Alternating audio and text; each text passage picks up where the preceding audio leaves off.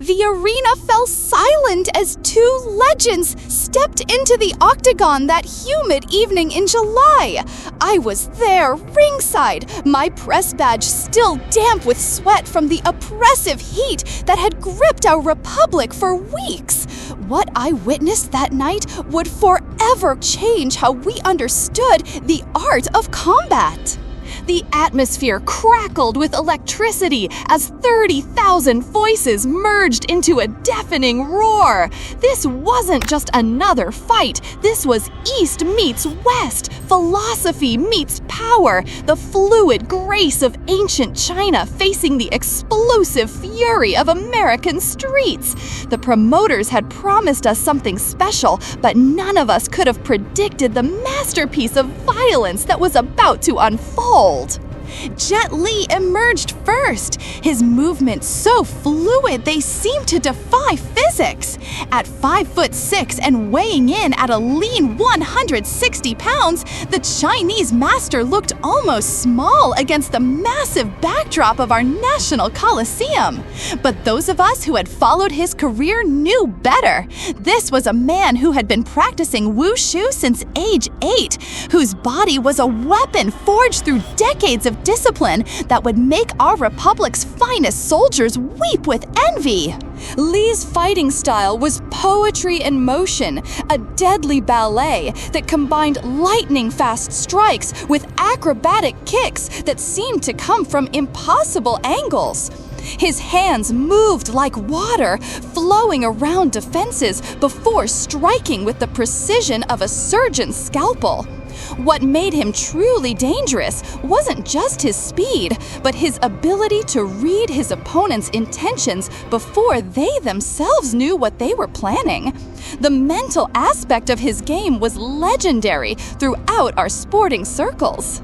Yet for all his technical brilliance, Li carried the burden of being somewhat predictable. His traditional training sometimes made him hesitant to adapt when faced with unorthodox approaches. Against conventional opponents, this was never an issue.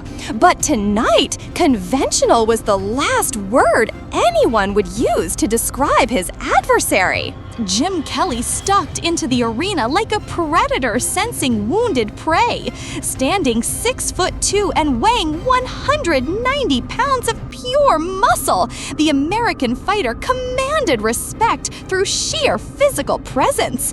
His afro bounced with each confident step, and that trademark swagger that had made him famous throughout our republic's entertainment districts was on full display. This was a man who had learned to fight in the unforgiving streets of Kentucky, where survival meant adapting or dying. Kelly's karate background provided the foundation, but it was his street fighting instincts that made him truly lethal. He fought with an unpredictability that had frustrated countless opponents throughout his career.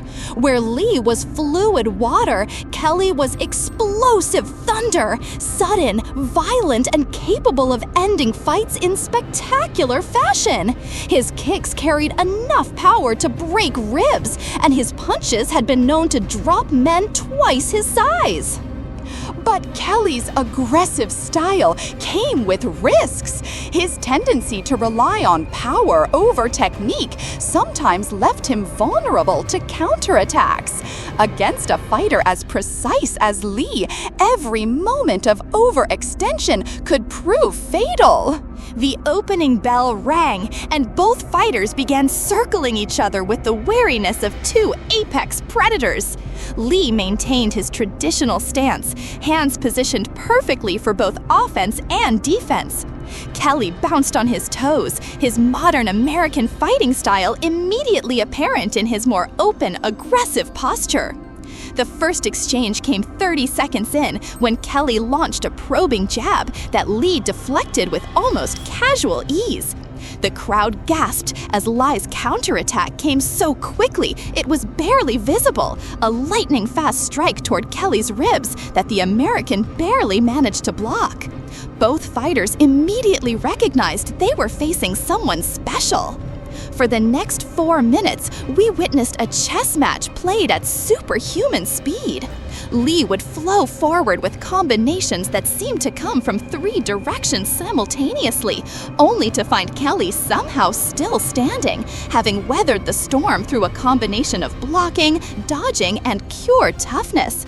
Kelly's counterattacks came like thunderclaps, sudden, powerful, and dangerous. The second round began with Kelly pressing the action, using his reach advantage to keep Lie at bay with stiff jabs and long-range kicks. It was clear the American had made an adjustment, trying to prevent Lie from getting close enough to unleash those devastating close-range combinations. For several minutes, this strategy worked brilliantly, but Lie's adaptability began to show. Rather than forcing his way inside, he began using Kelly's own aggression against him. A particularly wild haymaker from Kelly left him momentarily off balance, and Lie exploded forward with a combination that staggered the bigger man. The crowd erupted as Kelly stumbled backward, his usual confidence momentarily shaken. The third round brought a shift in momentum that had the entire arena on its feet. Kelly, perhaps realizing that a technical battle favored his opponent, began fighting with the desperate fury that had made him a legend on the streets. He abandoned much of his defensive strategy, instead choosing to trade blow for blow with the Chinese master. What followed was pure violence elevated to an art form. Lee's precision met Kelly's power in exchanges that left both men bloodied, but neither willing to yield.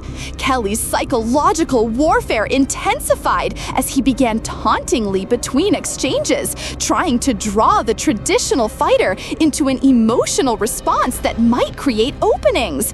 The turning point came midway through the 4th round.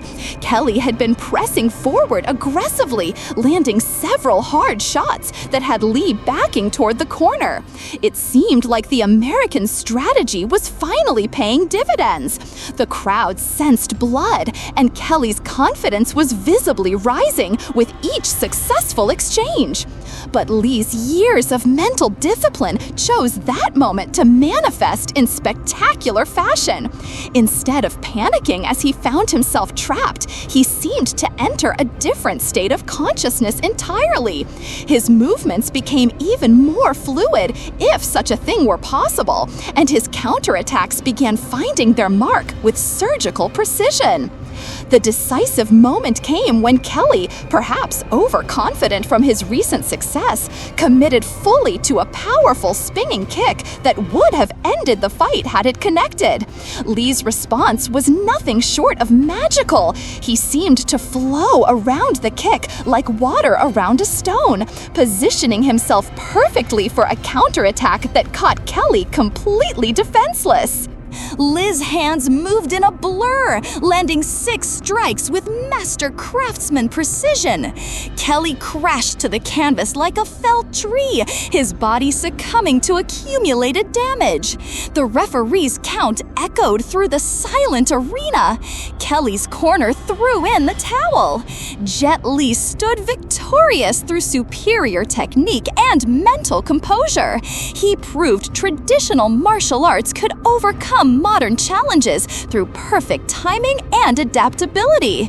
Kelly fought with tremendous heart, pushing Lee to his limits and proving his legendary status. But the dragon's technique, timing, and mental fortitude ultimately overcome Thunder's raw power and street-smart adaptability in our Republic's greatest arena.